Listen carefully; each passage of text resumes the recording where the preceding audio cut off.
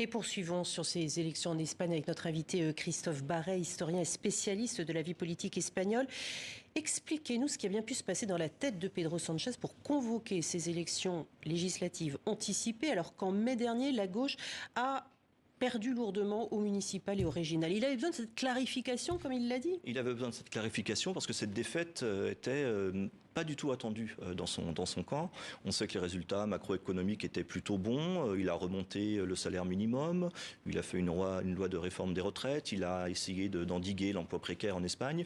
Mais les Espagnols souffrent beaucoup de l'inflation. Il n'y a jamais eu autant de travailleurs pauvres dans ce pays.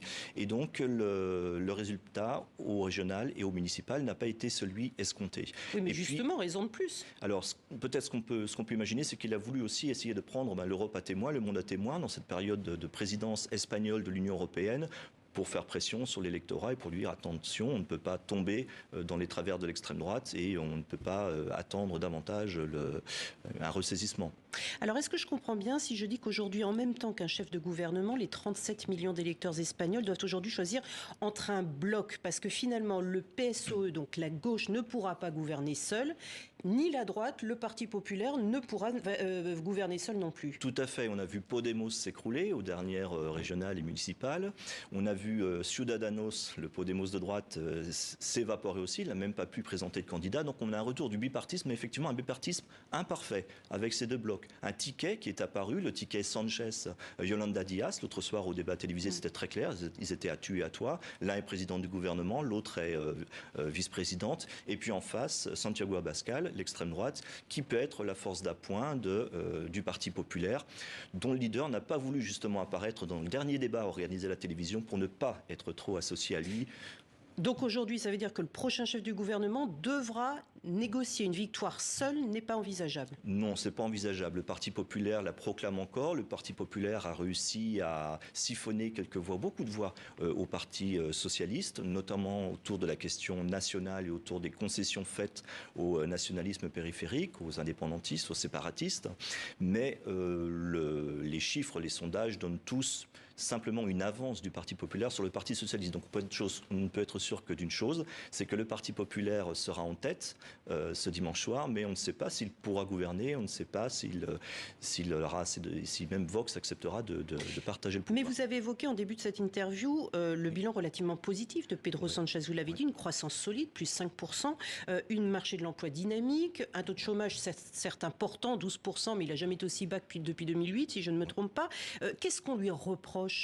Vous avez parlé de l'inflation, mais ça peut pas être l'inflation qui est partout en Europe. On peut remonter un petit peu dans le temps. Enfin, il y a un slogan qui est apparu, et puis une très forte personnalisation aussi, un très fort rejet autour de sa personne, ce qu'on appelle le sanchisme, abroger le sanchisme. Qu'est-ce qui dérange ? Alors qu'est-ce que c'est ce sanchisme ?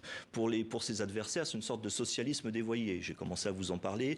C'est trop de concessions faites par rapport à ce qui était la ligne historique du Parti socialiste, qui est de défendre l'unité de l'Espagne. Donc gouverner les grandes lois dont nous venons de parler, eh bien, elles ont été approuvées au Parlement avec l'appui des indépendantistes catalans. Donc cette alliance avec les indépendantistes, voilà, ça n'a pas plu. Elle n'a pas plu, tout à fait, pas vraiment. Et puis il y a aussi ce retour des deux Espagnes, un peu depuis le début des années 2000, avec José María Aznar et puis José Luis Rodríguez Zapatero, opposé à lui, qui dessinait deux camps. Pas tant avec des oppositions qui se prononcent pas tant sur le domaine économique et social, mais sur les lois un peu plus sociétales.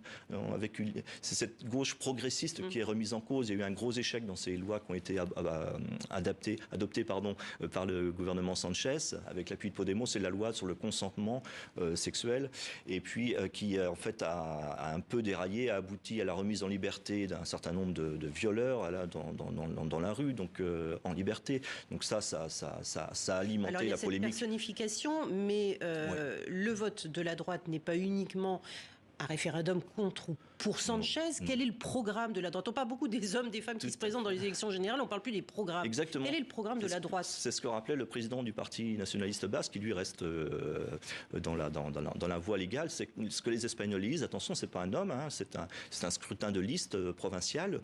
La droite n'a pas beaucoup décliné son programme économique ces derniers temps. La gauche non plus. Il y a la sensibilité sociale qui sera toujours là à gauche, et puis une sensibilité plus libérale à droite. Mais chacun est resté un petit peu très évasif, notamment la droite. Et puis il y a effectivement les classes moyennes, les petits entrepreneurs, les petites et moyennes entreprises qui sont une partie importante du tissu économique du pays, les agriculteurs qui peuvent se sentir à l'écart. C'est justement dans ces eaux-là que l'extrême droite va les voter. Tout à fait. Vox. Exactement.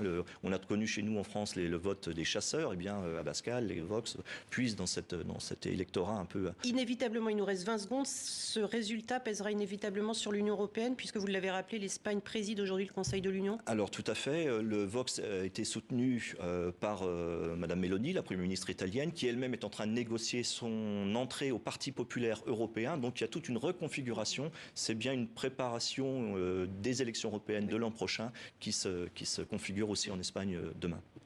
Merci beaucoup Christophe Barré d'avoir été avec nous et merci d'avoir